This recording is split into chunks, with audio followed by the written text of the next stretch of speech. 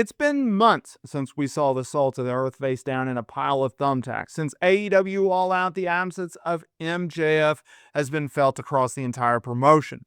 We've heard the rumors about Hollywood. We've seen the casting news. But the question remained, when is MJF coming home? Today, we finally have a concrete answer. We're breaking down the massive update from Tony Khan himself regarding MJF's status, a new report from Fightful Select that gives us a timeline, and what MJF meant when he said he would return as a changed man. We're also going to be discussing what this means for the main event scene heading into 2026. But first, I have a question for you. Should MJF return as the villain we love to hate? Or is it finally time for the undeniable babyface run yet again? Tell me your preference down in the comments there below. Now let's get into the story. Now the news broke from an interesting source. Tony Khan appeared on the Ariel Helwani show this week. Now, if you know the history here, you know these two haven't always seen eye to eye. But amidst the controversy and this conversation, one question remains. And that's the question that Ariel Helwani asked: where is MJF? Now, to his credit, Tony Khan did not dodge it. He confirmed that he is hopeful MJF will be back in the company soon. He was quoted by saying, "I expect Max to be back hopefully very soon."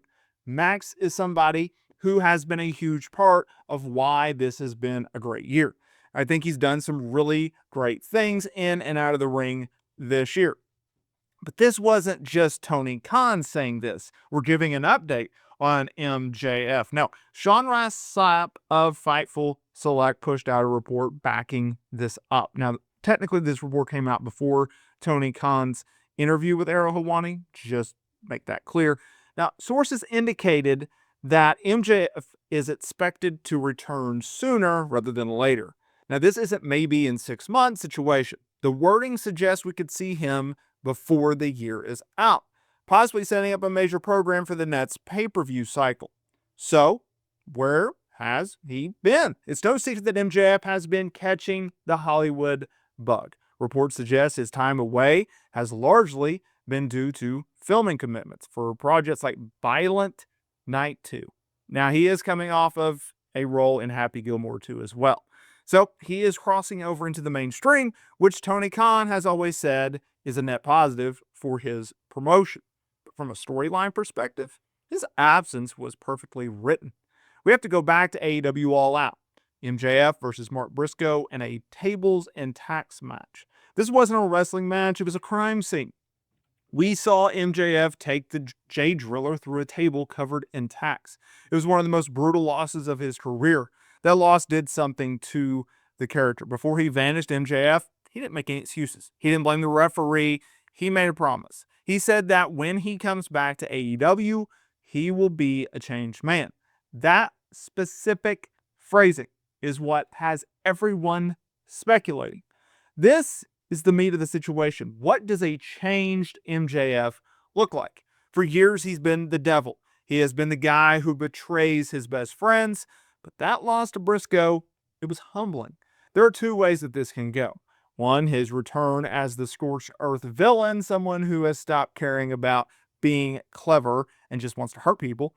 Think of a more unhinged, violent MJF who uses tables and tacks trauma as a weapon. Or two, we could finally get the babyface turn yet again.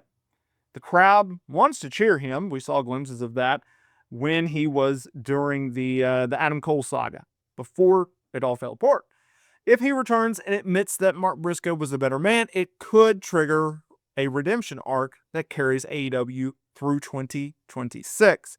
With Tony Khan using words like very soon, you have to look at the calendar. We have major events on the horizon. If MJF returns in December, he walks right back into the main event scene that has evolved without him.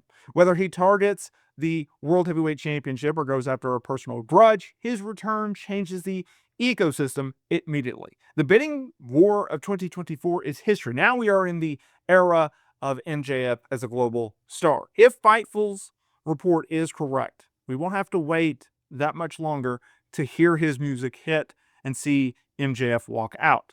Now, I know what you're saying. He has a contract for a World Heavyweight Championship match.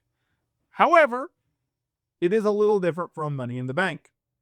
Tony Khan made the ruling, hey, if you have this contract, you cannot just cash in or put the contract into effect right here, and the next second the bell rings and you have a world title match. No, you have to give the champion a heads up.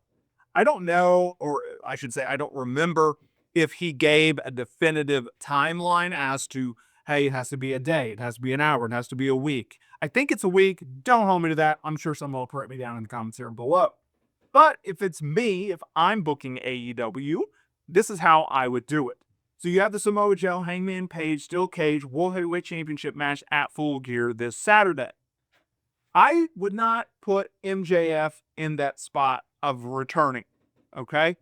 I think you go off the air with Hangman Page having a brutal Steel Cage match with the championship.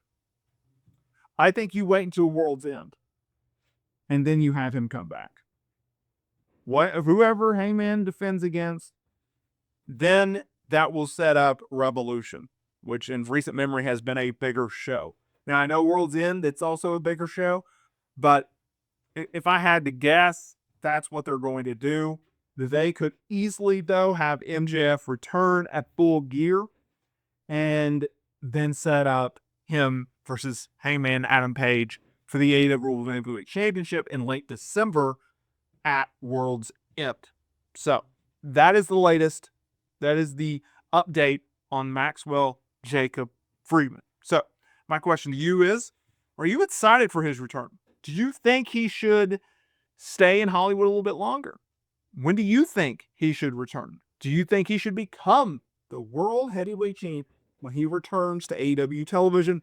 Let us know in the comments area below. I'd like to hear from you. And don't forget, hit that like button, subscribe, and hit that notification bell so you are notified every single time we have new content.